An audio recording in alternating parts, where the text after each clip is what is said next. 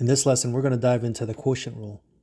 This rule helps us find the derivative of a function that's expressed as a quotient of two other functions.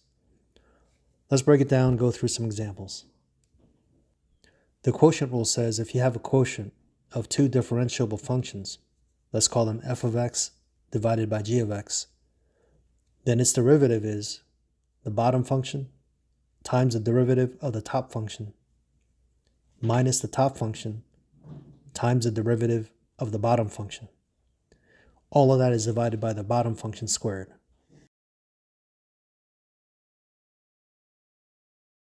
Unlike the product rule, the order in the quotient rule matters because we're subtracting in the numerator.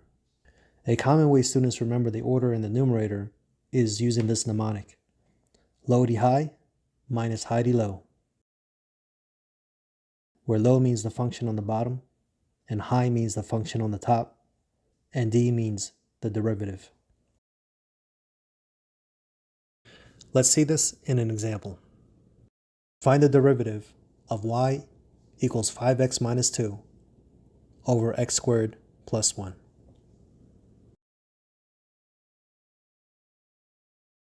Applying the quotient rule, we get the lower function times the derivative of the higher function minus the higher function times the derivative of the lower function. Low d high minus high d low. All that goes over the lower function squared. The derivative of 5x minus 2 is simply 5. The derivative of x squared plus 1 is 2x. After we distribute, we get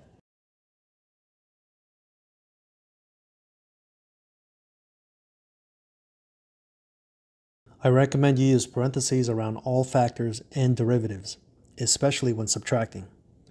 This right here is a common place for students to make errors. If you leave this out, you get the wrong answer.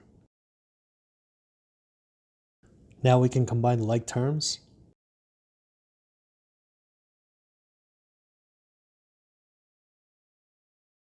And that's our derivative. In this one, we're asked to find an equation of the tangent line to the graph of this function at the point -1, 1. The first step here is actually to rewrite the function to make it easier to differentiate. Can you think of a way we can algebraically manipulate this expression to eliminate this complex fraction, the fraction within a fraction? Did you say we can multiply the numerator and denominator by x? Good job.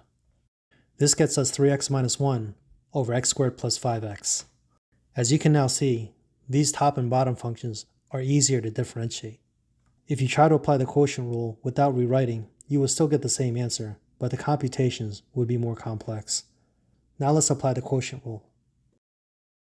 The function on the bottom times the derivative of the function on the top minus the function on the top times the derivative of the function on the bottom.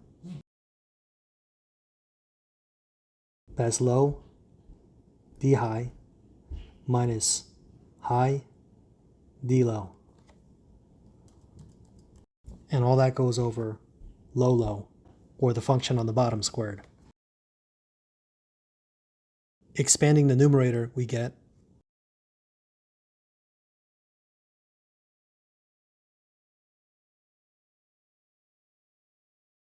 and after we combine like terms, we get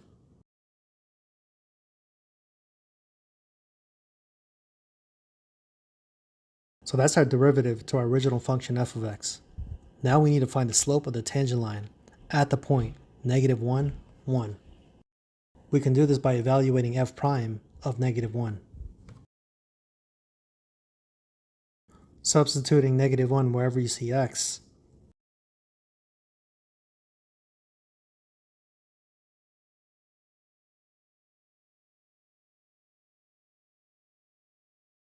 -1 squared is 1, times -3 is -3, plus 2 times -1 is -2, plus 5. And on the bottom, we have -1 squared is 1, plus 5 times -1 is -5, and all that gets squared.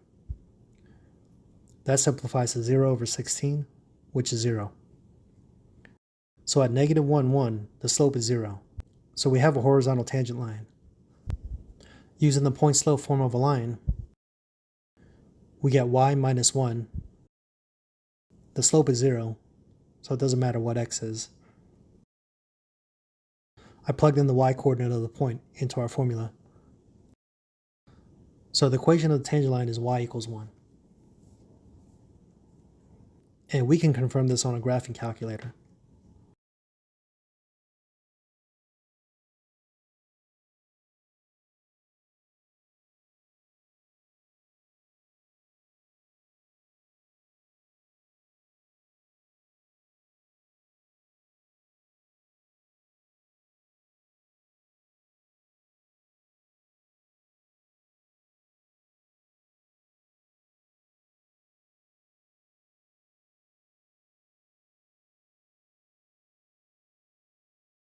You can see that at negative 1, 1, which is right around there, the tangent line is horizontal, y equals 1. Before we wrap it up, it's important to know that not every quotient needs the quotient rule. Sometimes using the constant multiple rule is much more efficient. This happens when you have a quotient that can be treated as a constant times a function of x. Look at this function. How can we rewrite this function so it looks like a constant times a function of x? We can rewrite this by pulling the 1 over 6 out and then multiplying it by the quantity x squared plus 3x. Then we can differentiate this using our constant multiple rule rather than the quotient rule. And after we simplify, we get. This would have taken longer if you used the quotient rule. Take a look at this one. How can we rewrite this before we differentiate? Hopefully you saw we could pull out a 5/8. Now when we differentiate using the constant multiple rule, we get. And after we simplify, let's try a bit more challenging one. How can we rewrite this so we have a constant times a function of x? Well, hopefully you can see that we can cancel out an x from the numerator and the denominator. We can then rewrite this as negative 3/7 times the quantity 3 minus 2x. Differentiate, simplify. Let's try one more. For y equals 9 over 5x squared, we can rewrite this as 9/5 times x to the negative 2. Use the constant multiple rule and the power rule to differentiate. Then simplify for your final answer. Keep building up your rewriting skills. You're going to need to frequently rewrite before you differentiate. It'll save a lot of time.